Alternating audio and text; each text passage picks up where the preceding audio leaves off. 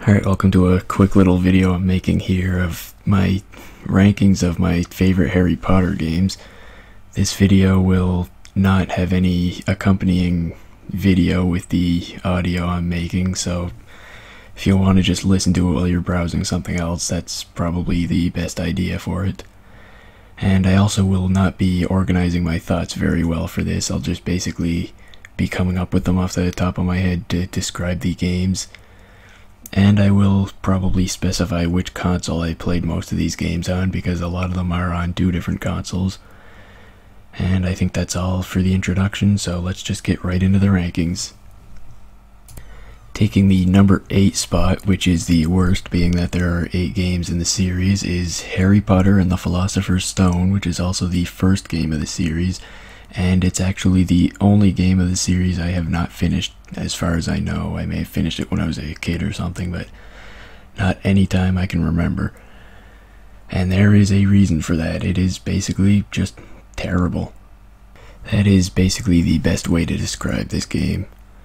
I think it was a PlayStation 1 exclusive, and the graphics were pretty bad even for PlayStation 1 days.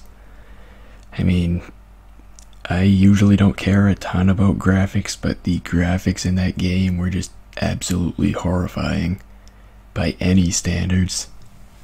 I would honestly say those are probably the worst graphics of, well, not any game I've ever played, but any game that's been released on an actual console after PlayStation 1.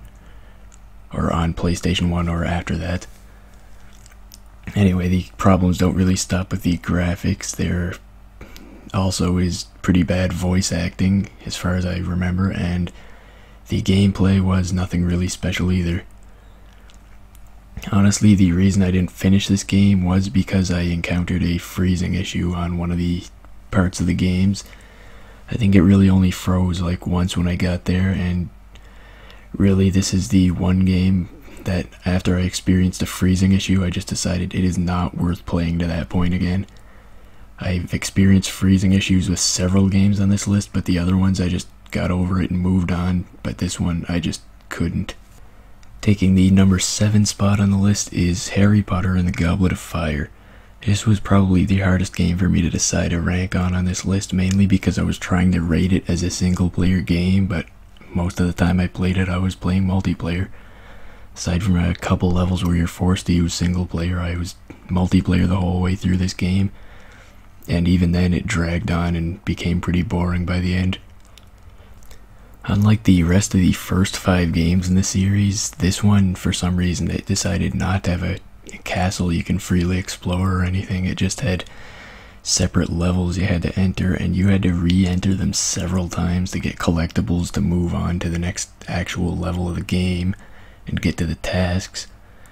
And there are 3 characters in most of the levels, being Harry, Ron, and Hermione, that are always in all of the levels except for the 3 task levels and the final boss level.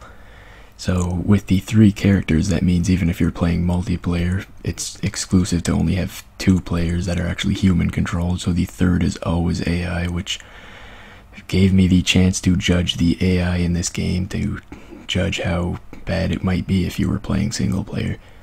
Like, we only had one AI player with us, and he was absolutely so stupid. He was never around when we were clearing obstacles that required 2 or more players' help to clear. Luckily, they only take 2 players most of the time, so we didn't really need him. But I imagine if you were playing this single player and you needed the help of one of your AI and none of them were ever around, that would get pretty annoying pretty quickly. So overall, this game can be kind of fun if you have 2 players for it, but pretty much anything can be if you have a friend with you, so that's not really a good judge of a good game. Good games judge on its single player, and this game does not have good single player. Number 6 on my list goes to Harry Potter and the Deathly Hallows Part 1 for the PS3.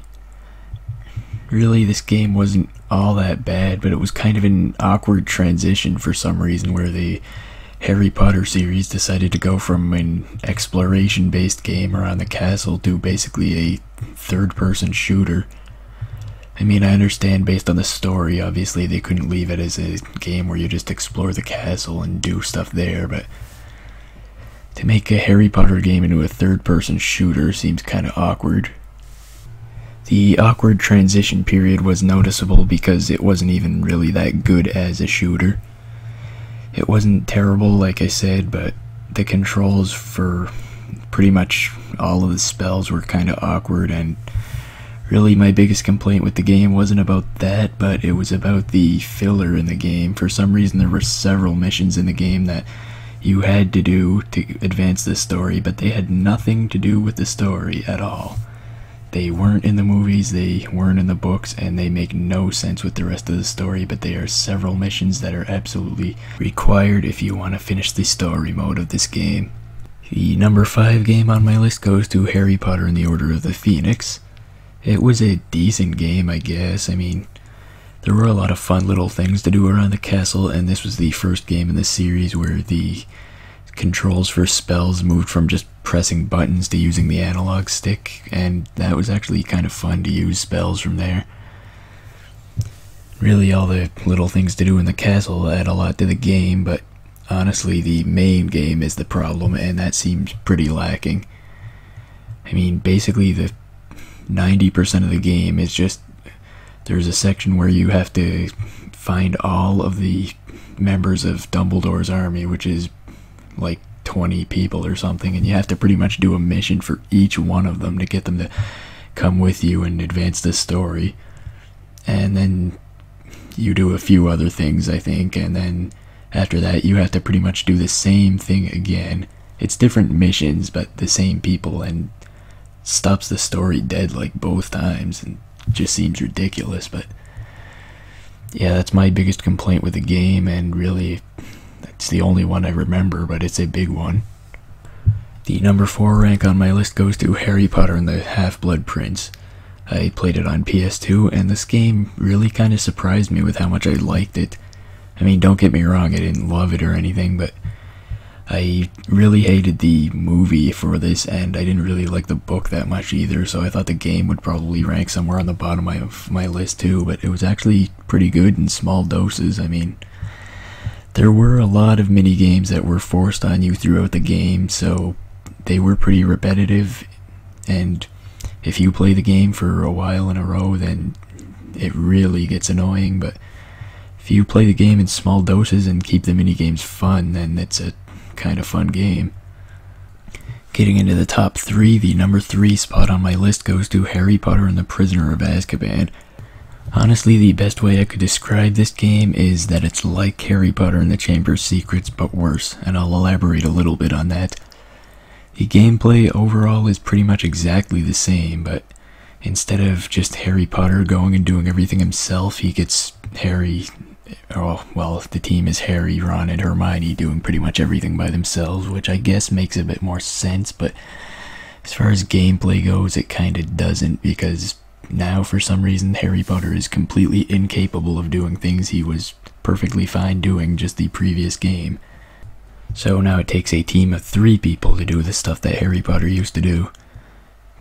For example, basically Harry Potter is the one that's able to jump over gaps. Ron and Hermione can't do that. Hermione can crawl through crawl spaces. Ron and Harry can't do that. And Ron can find hidden passages, and Harry and Hermione can't do that. Harry used to be able to do all 3 of those things the previous year of school, so why he's not able to do any of them now just really does not make any sense to me.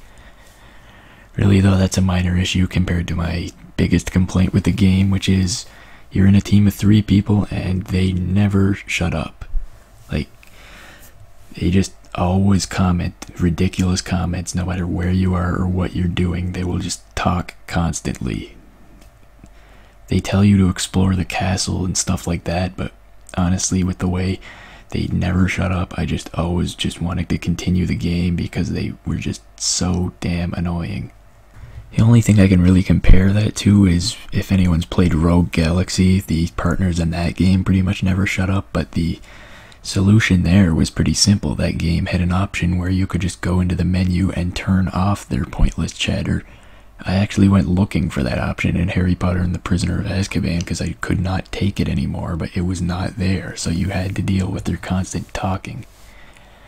And in one specific part of the game, that was a real issue because for some reason when I was doing a mini game, the mode of transportation I used to get to that area disappeared when it was over, so I had to walk around the castle grounds for like 10 minutes not knowing exactly where I was, but I had to just wander around until I found my way back, and they would never shut up the whole time, and it was driving me crazy. Taking the number 2 rank on my list is Harry Potter and the Deathly Hallows Part 2, the second Harry Potter game that was a third-person shooter, and also the last game of the series, but I love this game a lot more than the original Deathly Hallows game. It just basically improved pretty much everything. The shooter aspects of the game were no longer awkward and terrible to control. I remember in the Deathly Hallows Part 1, I could never figure out how to get to this spell I wanted because I had to go through some awkward menu in the middle of a battle, but really that's no longer an issue in Deathly Hallows Part 2 because they overhauled the whole system for selecting spells, so now you can select them while you're on the fly and you don't have to go to some pause menu to do it, and you can just switch through a whole ton of spells really quickly. And it was really fun to do that, switching around a whole ton of spells and blasting everyone. I'm not a huge fan of shooters and I don't play a ton of them, so maybe I'm not the best judge on this, but honestly I found this game to be a pretty decent game as far as shooters go. Basically, they had pretty much everything a shooter needs, except it was translated to some kind of spell form, so instead of using guns, you were using spells, but basically the effects were all the same. And most importantly, the improvement over the Deathly Hallows Part 1 is this game does not have any ridiculous filler that the other one had. Pretty much everything in this game has actual relevance to the story, so that's definitely a plus to me. Number 1 on my list should be obvious if you've been keeping track of which ones I've already picked, but in case you haven't, my number 1 is Harry Potter and the Chamber of Secrets. This one should be obvious enough if anyone's actually been following my channel, but this is the only game in the Harry Potter series I've done a playthrough of for my channel, and really you can see that for more details on why I like it. I can't really fit everything into here. It just seems to have some kind of charm that the rest of the games lack, but as far as things I can actually explain go, it was a lot of fun to explore around the castle. There were a lot of secrets to find, and no partners annoying you with constant chatter like in The Prisoner of Azkaban. I've been mentioning filler for a lot of other games in this series, so I feel like I should bring up that issue here, that this game actually does have a fair bit of filler as far as games go. Basically, I mean, a lot of it doesn't really have story relevance. Pretty much all of the classes weren't actually in the book or the movie, I don't think, so. Well, maybe the classes were, but the missions that go along with the classes certainly weren't, but that was how you got spells in the game, and I don't know why, but I didn't really mind it that much. I thought the side missions to get the spells, well, not side missions because they were mandatory, but the missions to get the spells through the classroom obstacle courses, basically, I found them fun, so really I find this game is pretty easy to make fun of and laugh at. That's pretty much why I decided to do a series of it on my channel, but honestly, having fun is the most important thing overall, and this game always provides me with a lot of fun when I play through it, so it makes the top spot on my list. So that has been my video on my rankings for my favorite Harry Potter games. If you've played some of the Harry Potter games and have a different opinion on how you would rank them, then you can leave that in the comments and I'll be interested to read it. Well, that's all for this video. Goodbye.